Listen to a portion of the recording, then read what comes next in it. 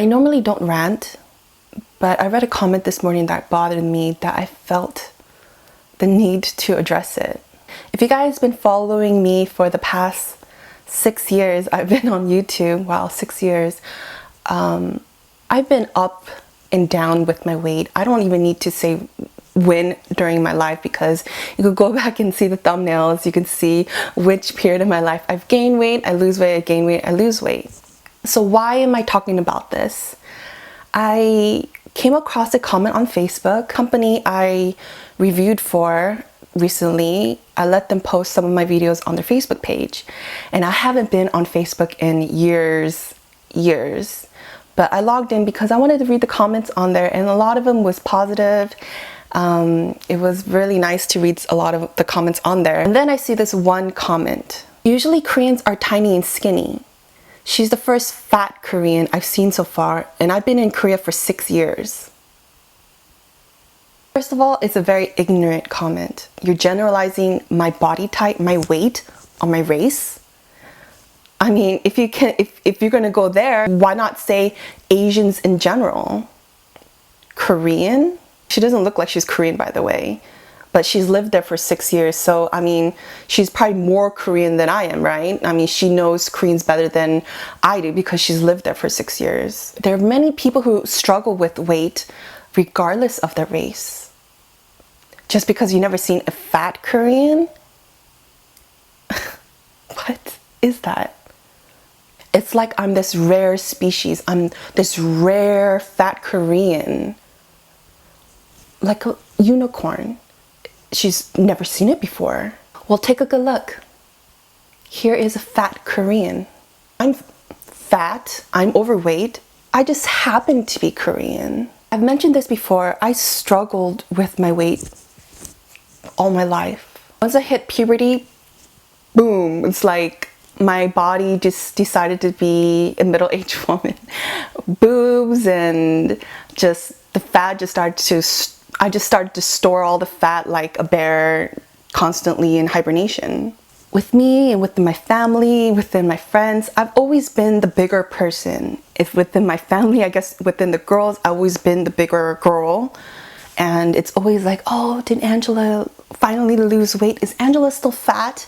Is the question I would always hear when I was younger. So you have this girl who's in middle school and then in high school, constantly hearing from people, from family especially, that my body is not good enough. Girls that age, you're still growing. You should not be dieting. After high school is when it got worse. I've done many unhealthy methods to lose weight, and they're all quick fixes. After I was done with it, I gained some of the weight back and then went back on. It was very a yo-yo effect. And I'm not gonna lie, I'm older.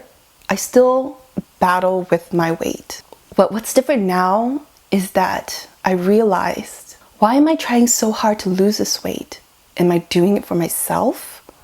Because that wasn't the case before. I was always trying to prove something to people. To prove to them, I'm not this chubby little girl anymore. But why? Why do I need to prove this to them? Last year was a stressful year. My grandparents moved to California and they both have health issues. My grandfather had back surgery, and then now my grandmother, her arm and her neck is not doing so well. I know I'm an emotional eater. So last year I gained a lot of weight. I was probably at my biggest weight then.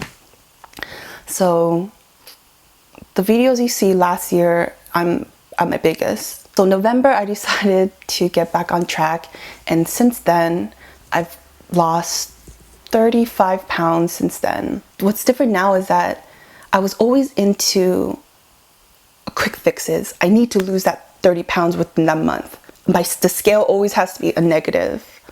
And if it went up, I would be discouraged and I'll give up. But now it's been a slow journey and I'm fine with that. I'm okay.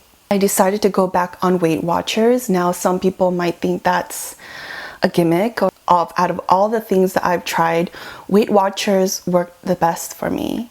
And so I've been on it since November of last year. I signed up for a whole year this time, and it's been going well. One thing I've learned is not to deprive yourself. If you want to eat the ice cream, go eat the ice cream. Just balance it out. Balance out your life. Everything is great in moderation.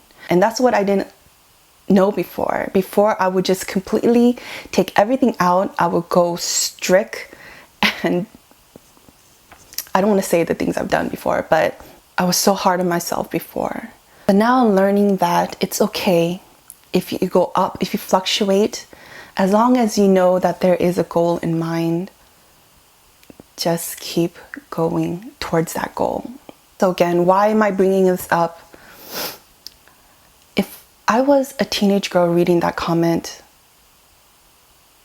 especially when I was a teenager, I was very, very insecure about myself. I would make fun of my weight because that was a comic relief. It was my way of dealing with it.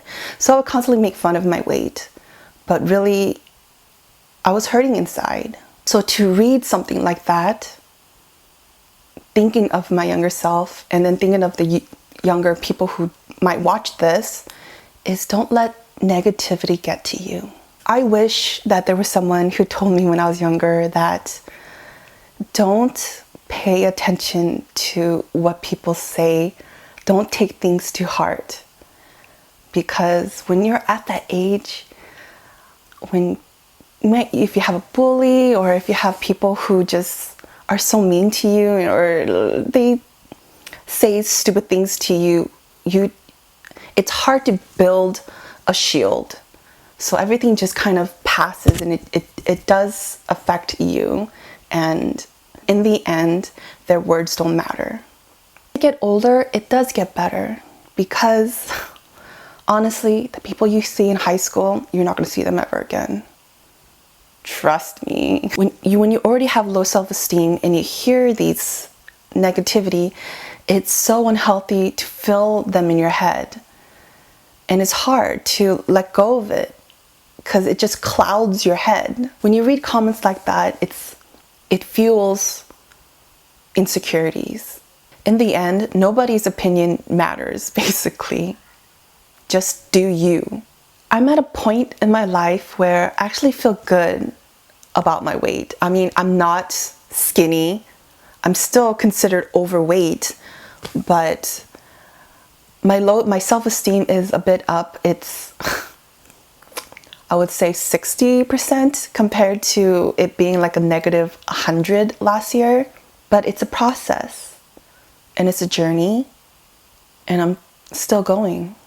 At my age, you feel like time is going by so fast that there's not enough time for anything.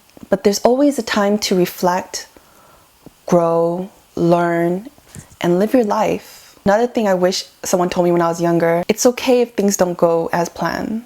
Growing up, I was filled with these thoughts that your life is supposed to go a certain way. So right when you hit 18, you're supposed to go to college right away. It didn't happen for me. I took 2 years off to go to community college and then transferred to a 4-year. So then once you're in college, you're like, I know what I'm going to do and I'm going to graduate on time and everything is going to be great. Didn't happen for me. I went in thinking I knew what I was going to do, and then I ended up changing my major and becoming a super senior. And then also, by the time you're 26, you're supposed to already be married and have kids. That's not the case either. I'm learning that it's okay, because I still have hope that things are going to turn out the way it's supposed to. So life didn't go the way I thought it would be, but I'm fine with that because I'm still living. I'm still growing. For other people, they might see me, they might see my life and go, she's not getting any younger. I still have many years to go. I'm not getting any younger, but I still have time. I still have time to grow. I still have time to learn. I still have time to live my life. Whatever life has planned for me, I'm going to get there eventually. Just, for me, it's going to take a little bit longer. And I'm fine with that. So don't feel like you need to rush your life, because you'll get there eventually. Maybe we'll meet up halfway.